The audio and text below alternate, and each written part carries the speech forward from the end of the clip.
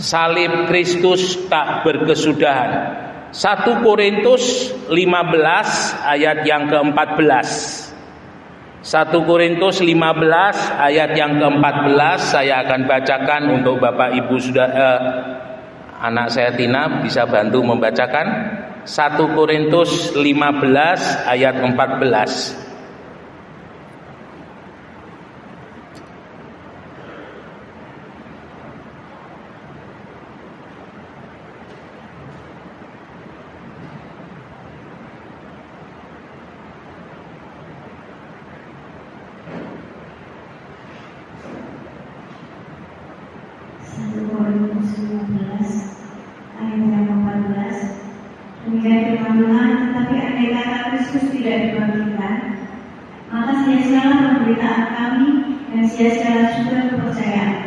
Ya, andai kata Kristus tidak dibangkitkan, maka sia-sialah pemberitaan kami dan sia-sialah juga kepercayaan kamu. Bapak Ibu Saudara yang dikasihi oleh Tuhan, pemberitaan tentang Kristus dan kepercayaan kepada Kristus adalah dua hal yang sangat penting untuk membangun di dalam kehidupan iman daripada orang-orang yang percaya kepada Tuhan. Di sini kita boleh melihat inti daripada pemberitaan, artinya berita yang disampaikan oleh para rasul-rasul, ya. Baik itu perjanjian lama atau perjanjian baru, akan menjadi sebuah berita bohong, akan menjadi sebuah berita yang tidak mengubahkan kalau Kristus tidak dibangkitkan. Jadi di sini jelas antara yang disampaikan oleh rasul-rasul dengan Kristus yang dibangkitkan adalah satu hal yang saling berjalan bersama-sama. Pemberitaan itu akan menjadi pemberitaan kosong. Pemberitaan itu hanya akan menjadi berita bohong belaka kalau Kristus tidak dibangkitkan.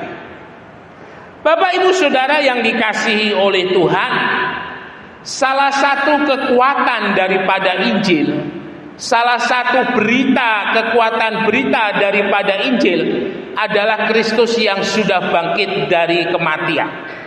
Ya, mengapa demikian? Karena ketika firman Allah itu diilhamkan kepada para penulis, itu dikatakan huruf-huruf yang ada di dalam firman Allah itu mematikan, tetapi roh itu menghidupkan. Ulang kali dari kesaksian orang-orang yang menerima Tuhan Yesus adalah dia dimenangkan, dia percaya ketika dia membaca firman Allah dan ayat itu seolah-olah timbul, seolah-olah muncul menjadi sebuah rema, menjadi sebuah firman yang berbicara kepada yang membacanya, sehingga terjadi dialog di dalam kesunyian, dialog di dalam diam yang membuat orang yang tidak percaya ketika membacanya dia menjadi percaya. Ini adalah satu hal yang seringkali terjadi. Nah, dari sini kita bisa melihat siapa yang menghidupkan firman itu, siapa yang menghidupkan ucapan-ucapan itu. Kalau bukan Tuhan, tidak ada yang bisa menghidupkan. Dan yang menarik, ada orang yang mencoba untuk mencari kesalahan-kesalahan di dalam firman Allah dengan menggunakan logikanya, dengan menggunakan pikirannya. Mereka menemukan, tetapi menemukan untuk memuaskan hatinya. Mereka menemukan tetapi hanya modal untuk berdebat. Mereka menemukan tetapi tidak ada yang menyentuh hati.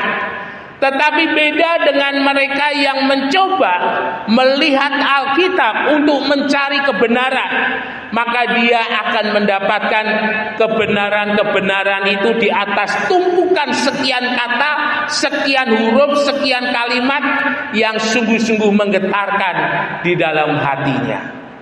Kita ingat pengalaman dari almarhum Bapak Yusuf Roni, bagaimana ketika beliau hendak mencari-cari ayat di dalam firman Allah yang bisa beliau pakai menjadi modal untuk mengalahkan orang Kristen, modal untuk melemahkan iman daripada orang Kristen. Tetapi beliau katakan, saya tidak mendapatkan. Justru yang beliau dapatkan adalah huruf-huruf kata-kata di dalam firman Allah itu yang seolah-olah muncul, seolah-olah hidup dan berbicara di dalam kehidupan beliau. Ada banyak kesaksian-kesaksian seperti itu. Bapak Ibu Saudara, kalau kita mau mengingat kembali apa yang ditulis oleh para penulis, khususnya di dalam keempat kitab Injil. Injil itu adalah Evangelion, kabar kesukaan, kabar sukacita besar sekali. Mengapa demikian? Karena ketika para rasul, murid-murid Tuhan ini memberitakan Injil, yang mereka beritakan adalah apa yang mereka lihat. Yang mereka beritakan adalah apa yang mereka alami, apa yang mereka rasakan, itu yang mereka sampaikan. Sehingga kalau saudara melihat setelah peristiwa pencurahan Roh Kudus di atas loteng Yerusalem, murid-murid tersebar ke seluruh dunia. Bahkan di sebagian daerah Syria, ya. Lalu kemudian sebagian ada yang di Lebanon, sebagian bahkan sampai ada yang sampai India, Rasul Thomas. Dan itu semua terjadi karena mereka mendapatkan firman Allah yang hidup di dalam kehidupan mereka. Dan kita boleh melihat bagaimana kuasa Tuhan menyertai mereka, kuasa Tuhan menolong, kuasa Tuhan memberkati di dalam kehidupan mereka. Bapak Ibu Saudara, kalau kita melihat di dalam keempat kitab Injil, kita melihat kisah daripada Tuhan Yesus. Kisah yang dilihat dan kisah yang ditulis. Artinya adalah sesuatu yang real, sesuatu yang nyata, sesuatu yang benar-benar terjadi. Satu hal yang saya tidak pernah membayangkan, ketika saya di Israel melihat tulisan yang ada di tempat daripada Pontius Pilatus ketika menghukum Tuhan Yesus, ya. Di sana tertera ada tahun pada saat Pontius Pilatus menghakimi Tuhan Yesus. Dan itu adalah satu hal luar biasa. Satu potong bangunan itu yang masih utuh, artinya bangunan itu yang pernah dibuat pada waktu Tuhan Yesus dan ada sampai saat ini. Memang ruangannya sudah tidak besar lagi seperti pada saat Pilatus, tetapi sudah ada sekat di sekitar bangunan itu dan menyisakan satu lapangan yang tidak begitu besar yang ada di depannya. Nah, Bapak Ibu Saudara yang dikasihi oleh Tuhan, ini membuktikan antara kesaksian iman dengan fakta sejarah adalah dua hal yang betul-betul mendukung apa yang terjadi di dalam peristiwa daripada Tuhan Yesus. Meskipun kita ingat seperti yang dituliskan di dalam Alkitab, saat kebangkitan daripada Tuhan, ketika para penjaga-penjaga mereka bingung dengan apa yang mereka alami dan mereka lapor kepada imam-imam, para pemuka-pemuka agama pada saat itu, akhirnya timbul satu ide jahat dalam pikiran para pemuka-pemuka agama itu untuk mereka memberitakan berita bohong bahwa Yesus tidak bangkit, tetapi Yesus dicuri oleh murid-muridnya. Ini adalah satu hal yang luar biasa kalau boleh saya katakan. Saudara bisa bayangkan ide ini, berita ini disampaikan oleh para pemuka-pemuka agama, para pemimpin-pemimpin agama Yahudi kurang lebih 2000 tahun yang lalu. Tetapi beritanya sampai saat ini masih diperdengarkan meskipun di dalam bungkus yang berbeda, ya. Nah, ini menunjukkan keberadaan daripada Kristus adalah satu berita yang sungguh-sungguh menggemparkan, satu berita yang sungguh-sungguh menghebohkan untuk setiap orang yang percaya dan orang yang tidak percaya. Ketika di Israel itu ada bangunan di dalam tembok Yerusalem itu ada satu pintu, ya. Pintu itu kalau tidak salah namanya itu kalau tidak salah pintu gerbang daripada Daud. Nah, yang menarik, pintu gerbang itu ditutup, Bapak Ibu Saudara. Jadi ditutup dengan batu sehingga pintu itu orang tidak bisa keluar masuk dari tempat itu. Dan dari catatan sejarah, pintu itu adalah pintu yang dipakai pada zaman daripada Tuhan Yesus. Jadi rupanya memang ada usaha-usaha untuk menutup fakta tentang keberadaan Tuhan Yesus yang pernah ada 2000 tahun yang lalu. Mereka berusaha untuk membuktikan bahwa Yesus tidak pernah ada, bahwa Yesus tidak pernah hadir, bahwa Yesus tidak pernah melayani manusia di dunia ini. Dan itu adalah fakta yang coba disembunyikan oleh orang-orang yang tidak menyukai akan keberadaan daripada Tuhan Yesus. Dan yang menarik, di belakang daripada pintu gerbang itu, karena di depannya ini pemakaman, ya.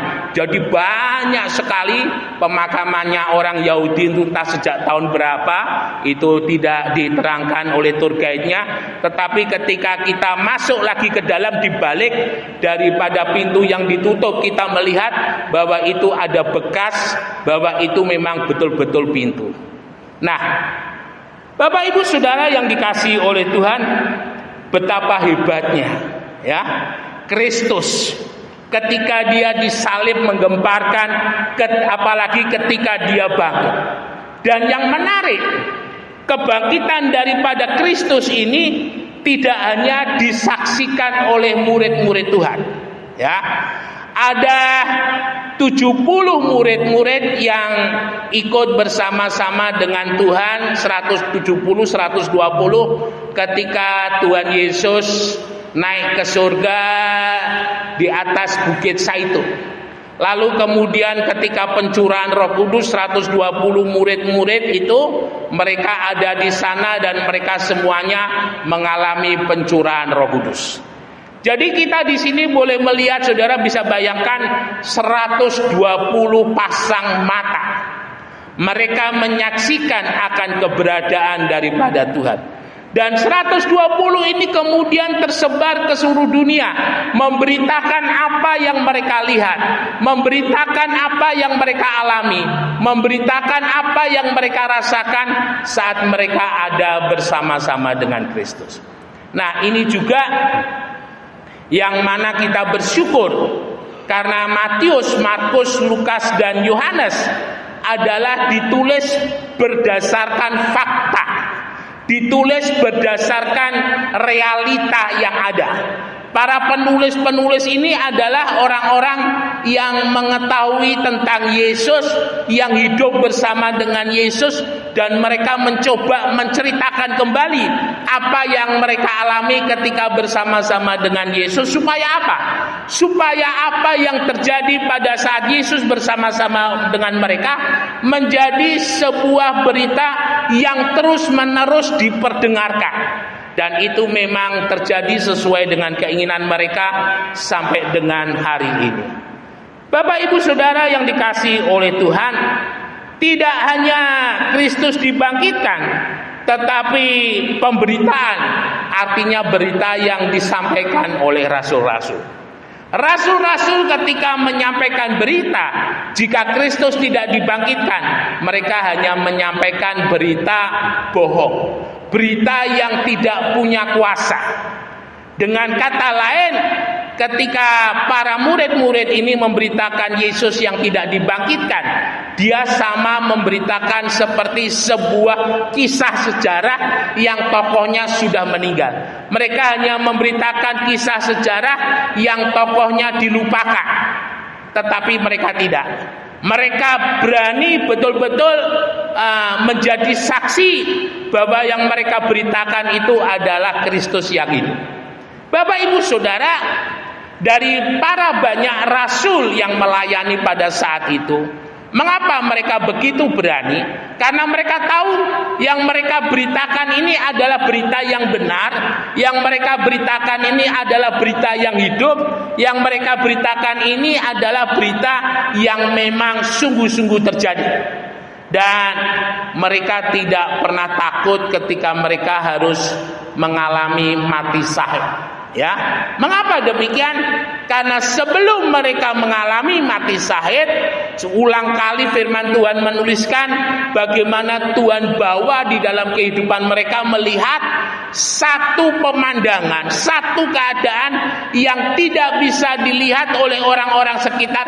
Hanya mereka yang akan mengalami mati syahid itu yang boleh melihat kemuliaan Tuhan di dalam penglihatan mereka. Ada satu kisah yang pernah saya bagikan di grup mengenai 40 orang. Ya, 40 orang yang hendak dihukum mati. Tetapi pada saat itu salah seorang panglima yang menghukum daripada orang-orang terhukum, dia melihat ada satu mahkota tetapi belum ada orangnya. Artinya mahkota itu masih kosong. Dan apa yang terjadi? Dengan segera prajurit ini yang sudah mempunyai pangkat yang cukup tinggi, dia melepaskan semua kebesarannya dan dia ada bersama-sama dengan orang yang dihukum. Dan pada saat itu mereka semuanya mati syahid dihukum, dan pada saat itu mahkota yang ke-40 itu ada dikenakan kepada kepala prajurit. Nah, Bapak Ibu Saudara, ini jelas bahwa di dalam kehidupan para pelayan-pelayan Tuhan tidak ada yang sia-sia. Hidupnya tidak sia-sia, ketika mati pun tidak sia-sia. Hidup bagi Tuhan, mati pun bagi Tuhan. Nah, ini adalah satu hal yang luar biasa. Mengapa mereka berani? Karena mereka percaya jika Yesus bangkit, jika Yesus hidup, maka mereka pun juga akan hidup. Sehingga ada satu teologi Kristen yang menyatakan bahwa orang yang percaya kepada Tuhan Yesus hidup mati satu kali, hidup dua kali. Artinya dia hidup ketika dilahirkan oleh ibunya, dia hidup, kemudian dia mati, kemudian dia dibangkitkan dan hidup selamanya. Dan ini adalah satu hal yang juga akan terjadi di dalam kehidupan kita. Mengapa saya berani mengatakan demikian? Karena ulang kali seperti yang pernah saya saksikan, saya ulang kali di dalam penglihatan yang Tuhan izinkan, saya boleh melihat bagaimana keberadaan daripada ayah saya. Seperti tadi pagi saya katakan, suatu saat ketika saya bilang bukan teman, ya sudah seperti saudara, anak daripada Bapak Ibrahim Imam, gembala GBPS Jember, yaitu Ko Ishak. Ko Ishak itu anak pertama yang menggantikan pelayanan di Jember. Dan pada saat itu beliau seperti kena wabah ini ya, mungkin seperti flu burung. Ketika pulang pelayanan dari Situbondo, karena di Situbondo itu batuannya ternak ayam yang cukup lumayan besar, dan ketika pulang itu seperti flu dan dibawa di rumah sakit Darmo. Dan selama kalau tidak salah kurang lebih 4 hari Ko Ishak ini koma. Dan yang menarik Bapak Ibu Saudara, ketika Ko Ishak mengalami itu, saya yang ada di sini Tuhan izinkan pada satu malam saya seperti bermimpi ya. Bagaimana pada saat itu ada sebuah taman yang sangat bagus dan saya sama Ko Ishak di situ merawat taman itu. Dan tidak lama ketika saya dan Ko Ishak merawat taman itu, tiba-tiba ayah saya dengan almarhum Papi Ibrahim muncul. Dan beliau katakan, "Ayo nak." Hanya seperti itu, saya tidak bangkit berdiri, tetapi Ko Ishak berdiri dan mengikuti beliau. Dan saya katakan, Yunias tak menyelesaikan pekerjaan ini dulu. Nah, Bapak Ibu Saudara, ketika saya katakan demikian, ayah saya, Om Ibrahim, Ko Ishak ini berjalan pergi. Dan yang luar biasa, selang kurang lebih 2 hari kemudian, Ko Ishak dipanggil oleh Tuhan. Dan saya sadar itu adalah suatu peringatan yang daripada Tuhan. Artinya jika saya masih ada sampai dengan hari ini, artinya tanggung jawab tugas yang sudah Tuhan berikan adalah sebuah tanggung jawab yang harus terus saya kerjakan sampai Tuhan Yesus nanti memanggil saya pulang. Ini adalah satu hal yang luar biasa. Bapak Ibu Saudara yang dikasihi oleh Tuhan, ini yang menjadi kerinduan bagi setiap kehidupan kita orang percaya. Hidup bagi Tuhan, mati pun untuk Tuhan. Hidup melayani Tuhan, hidup beribadah, melayani tidak hanya di dalam yang menurut pikiran kita, seperti kita beribadah, seperti kita di gereja, tetapi di dalam kehidupan kita sehari-hari, sebagai seorang suami, sebagai seorang ayah, sebagai seorang istri, sebagai seorang ibu, kita pun juga melayani. Ketika suami bekerja untuk keluarganya, itu melayani. Ketika seorang istri melayani suaminya, itu pun juga melayani. Ada banyak hal yang boleh kita lakukan. Intinya, ketika semuanya kita pakai untuk kemuliaan Tuhan, kita pakai untuk kebesaran nama Tuhan, apapun itu bentuknya, apapun itu namanya, itu semuanya untuk kemuliaan Tuhan. Mari pada kesempatan sore hari ini, senyampang waktu Tuhan masih berikan di dalam kehidupan kita, apapun yang kita kerjakan untuk Tuhan. Dan semuanya boleh membawa nama Tuhan dipermuliakan. Immanuel, Tuhan Yesus memberkati, beri kemuliaan bagi nama